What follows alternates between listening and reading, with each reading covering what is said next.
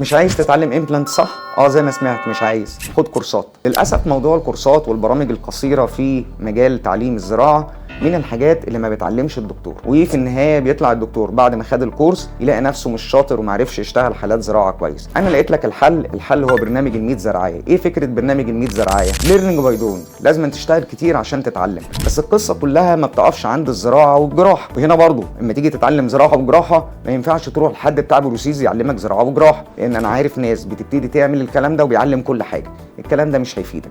اللي هيفيدك ان يكون حد شاطر جدا في الجراحه والزراعه. وهنا انا برشح لك واحد زي دكتور زهوي اشرف على اكتر من 45,000 زراعيه. بعد كده لازم تتعلم تركيبات. ما اعتقدش دكتور مصطفى نور في حد يختلف عليه، ما يختلفش عليه اتنين.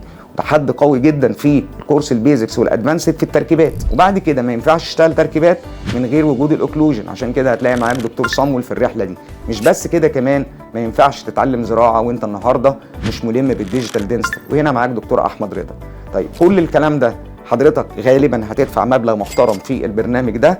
تقدر ترجع الفلوس دي بمنتهى السهوله اما تتعلم ماركتينج وتتعلم ازاي حاله واحده بس ممكن تسد لك ثمن اللي انت اتعلمته كله. بس خلي بالك الدبلومه دي محتاجه ناس ملتزمه، محتاجه ناس ممكن تقعد معاك فتره زمنيه لا تقل عن 6 شهور سنه، يبقى في دايما اشراف عليك في هذه المرحله. ومش هنسيبك غير ما تكون وحش في الزراعه. مستنيكم دكتور زكي مع واحد من اقوى البرامج التدريبيه، برنامج ال100 زراعيه.